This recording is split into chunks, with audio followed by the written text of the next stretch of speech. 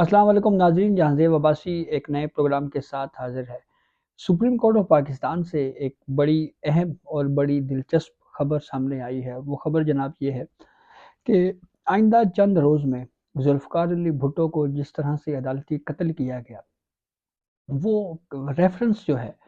वो समात के लिए मुकर्रर होने जा रहा है। जी हाँ, इस रेफ़रेंस के ऊपर कुछ समातें ऑलरेडी हो चुकी हैं। इस पे गो के कोई बहुत ज़्यादा डेवलपमेंट इसलिए नहीं हुई कि बीच में एक इशू और चल पड़ा। उस वक्त साबिक चीफ जस्टिस इफ्तिखार मोहम्मद चौधरी की सरबराही में एक लार्जर बेंच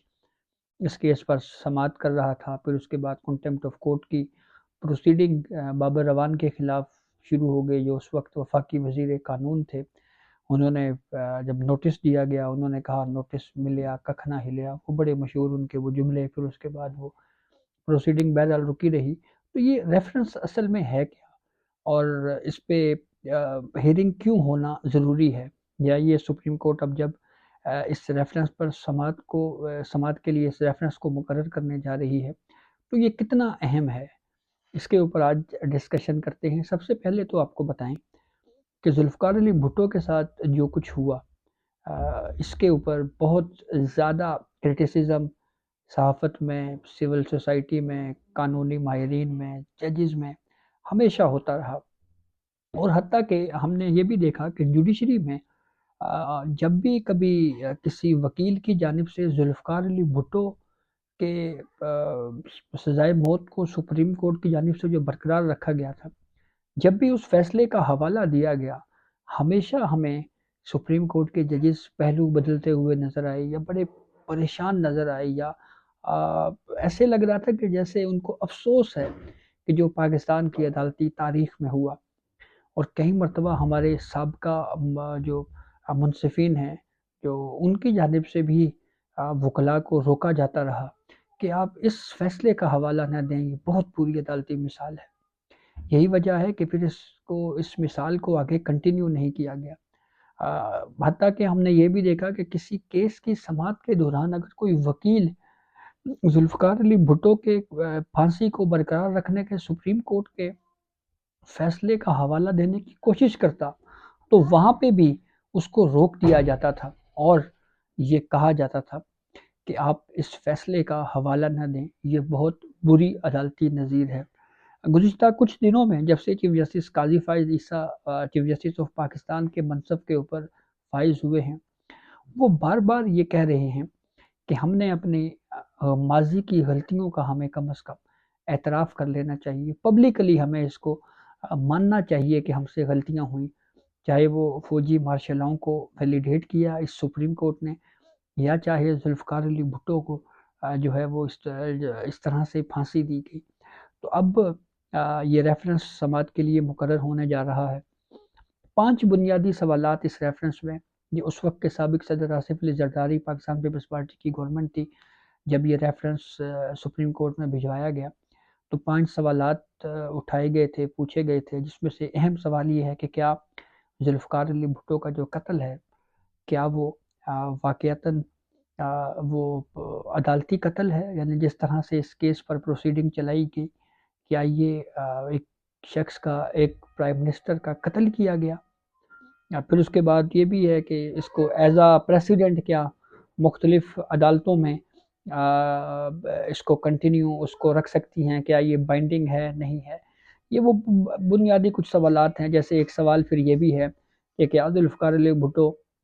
को की फांसी को बरकरार रखने का जो फ़ैसला है, क्या वो कानून के मुताबिक है? क्या फेयर ट्रायल का हक जुल्फ़िकार अली भुट्टो को दिया गया, नहीं दिया गया? अब इसका मकसद सिर्फ़ एक है कि सुप्रीम कोर्ट एक हाईएस्ट फोरम ऑफ जस्टिस, इंसाफ का सबसे बड़ा अदालती फोरम है, जिससे ये गलती हुई। जैसा मैंने आपको मिसालें देके बताया कि ये बात बारहा की जाती रही कि जी वो फैसला बहुत गलत था। तो अब सुप्रीम कोर्ट और तो कुछ नहीं कर सकती। ये ज़रूर कर सकती है कि पब्लिकली उस फैसले के ऊपर जो है वो उसको एक्सक्यूज़ किया जाए, उस पे माज़रत की जाए। लेकिन जो अब माज़रत करेंगे, ज़ाहिरी बात है ये उनका अमल नहीं है। ये तो वो दूसरे और जजेस थे। तो अब ऐसी सूरत-ए-हाल में जो है ये अहम है یہ بہت اہم کیس ہوگا، اور اس سے کم از کم یہ ایک پریسیڈنٹ سیٹ ہونے جا رہا ہے کہ پبلکلی جوڈیشری جو ہے وہ شاید پاکستان کی جوڈیشل ہسٹری میں پہلی مرتبہ اپنے ایک غلط فیصلے کے اوپر جو ہے وہ معافی مانگنے جا رہی ہے، اور اس بات کو ایڈمٹ کرنے جا رہی ہے کہ ماضی میں ذوالفقار علی بھٹو کے حوالے سے جو فیصلہ کیا گیا وہ غلط تھا، اس میں انصاف کا قتل کیا گیا۔ اور یہ مثال اچھی اس وجہ سے بھی ہے کہ کم از کم اس کے بعد اب ایک مثال جب بن جائے گی تو آنے والے وقت میں جو غلط فیصلے ہوئے کم از کم اس کے اوپر بھی یہ ایک مثال بنے گی، اور ایک کرج پیدا ہوگی کہ ہمیں اپنی غلطیوں کے اوپر اگر معافی مانگ لی جائے تو اس میں کوئی حرج نہیں ہے۔ مثال کے طور پہ میاں محمد نواز شریف کے ساتھ جو کچھ ہوا، پاناما فیصلہ جس طرح سے اس میں جے آئی ٹی بنائی گئی، اور پھر جے آئی ٹی کے بعد جس طرح سے اس کو ریگولیٹ کیا جائے یا اس جے آئی ٹی کی نگرانی کی جاتی رہی سپریم کورٹ آف پاکستان کے ایک جج کی جانب سے، اس کے اوپر بھی بہرحال آوازیں اٹھ رہی ہیں۔ پاکستان تحریک انصاف کے جو حامی وکلاء ہیں وہ بھی اس بات کو ایڈمٹ کر چکے ہیں کہ یہ فیصلہ پہلے سے لکھ رکھا گیا تھا، یا پہلے سے یہ فیصلہ تیار تھا، طے شدہ فیصلہ تھا